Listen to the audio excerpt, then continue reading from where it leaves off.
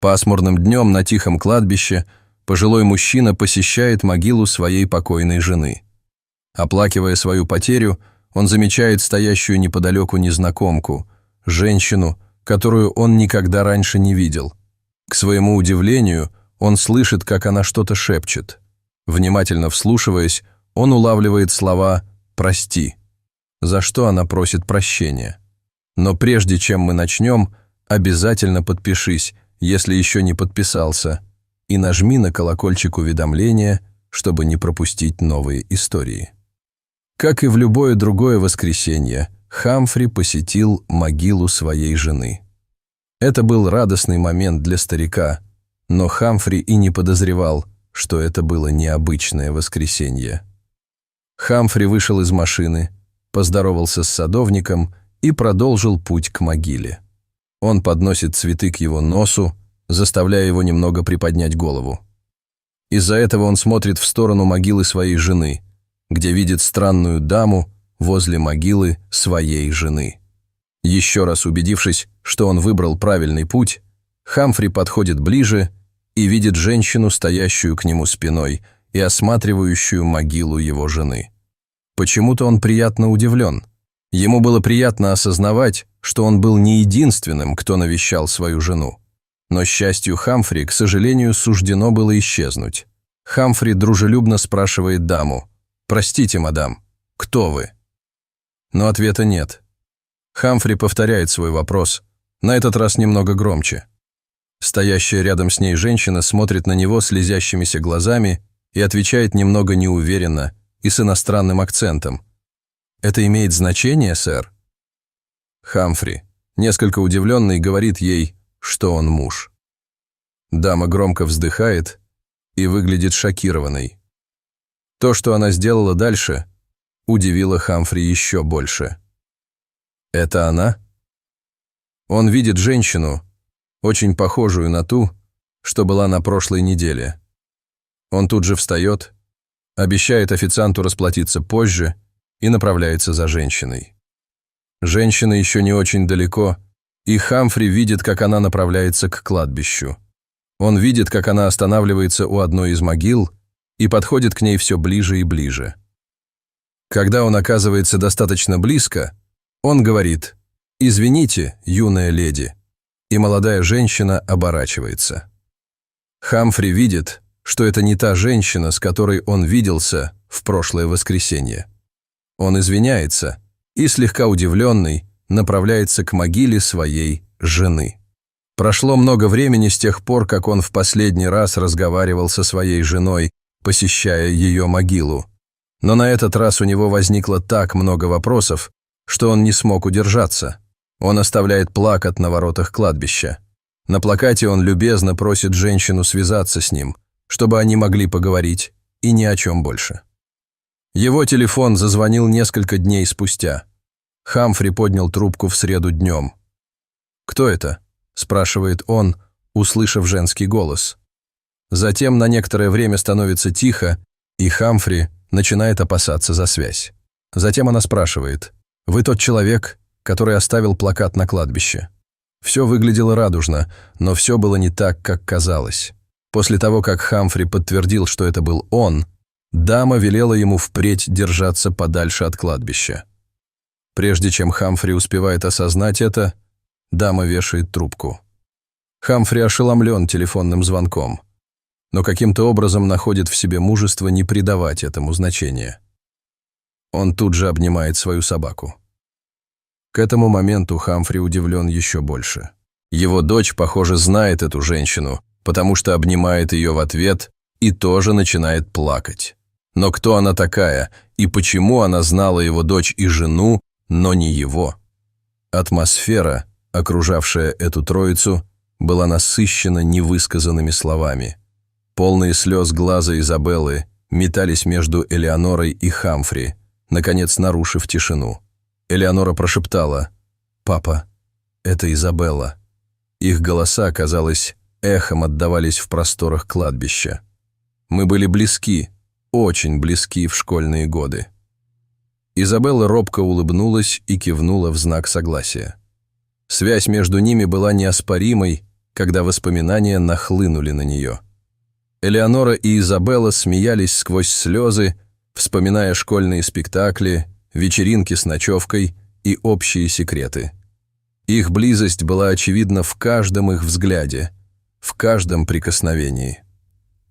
Хамфри наблюдал за их общей историей со стороны. Он почувствовал растущее желание узнать больше о прошлом Изабеллы и о том, какое место в нем занимала его жена. Заметив недоумение в его глазах, Эленор подтолкнула Изабеллу локтем. «Изабелла, не могла бы ты?» Начала она, но груз прошлого, казалось, давил на Изабеллу. Сделав глубокий вдох, она кивнула, направляя их к видавшей виды скамейке неподалеку. «Это долгая история», — начала она тихим шепотом. «Но, думаю, вам пора узнать». История Изабеллы началась в далекой стране, где она родилась в разгар гражданских беспорядков. Она рассказала о своем отце, отважном журналисте, который пропал без вести, когда Изабелла была совсем маленькой. Ее мать, отчаявшись обеспечить безопасность своего единственного ребенка, покинула родину.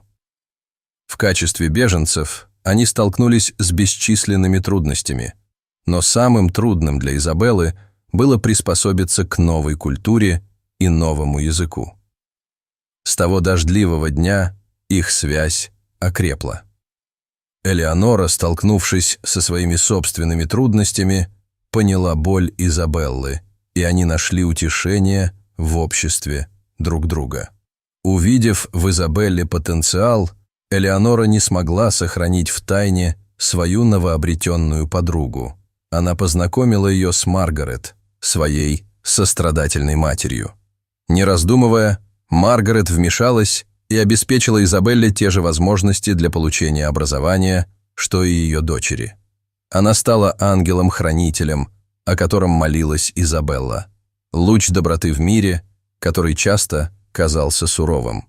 Шли годы, и Элеонора и Изабелла стали неразлучны. Их истории переплелись как нити богатого гобелена. Маргарет стала не просто благодетельницей, но и наставницей.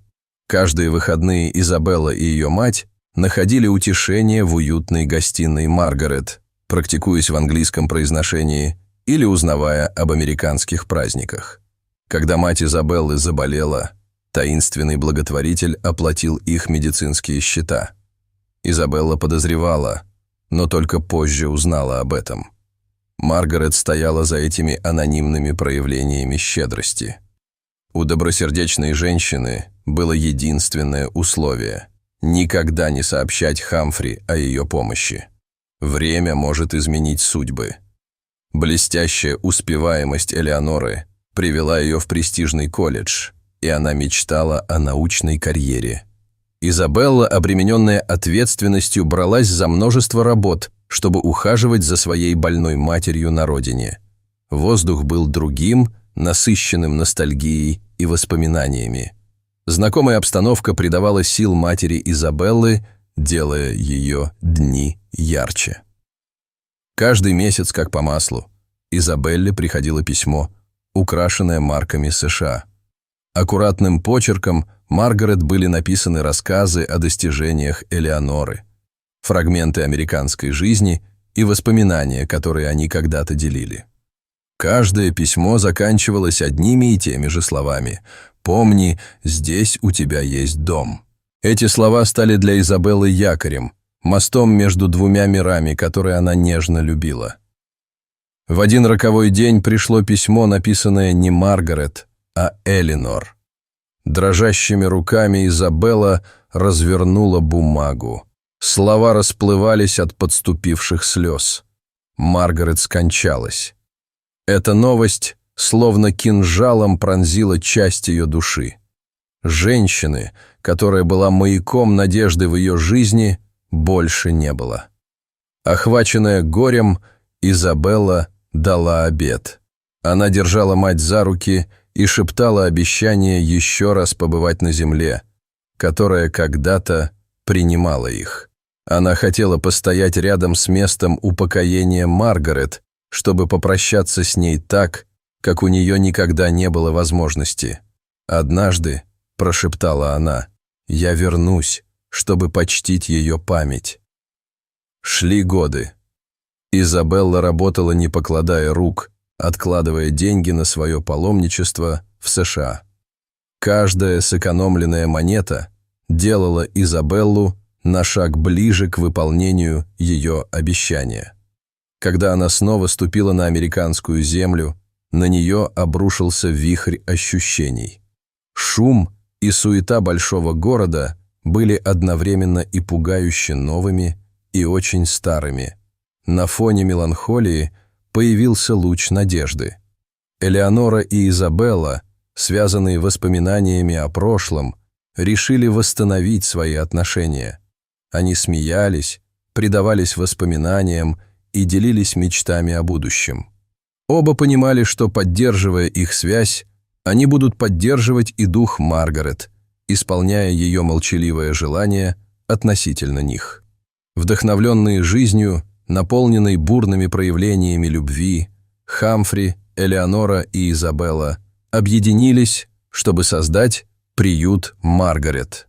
Фонд стремился помогать иммигрантам, предоставляя им ресурсы, рекомендации и частичку доброты.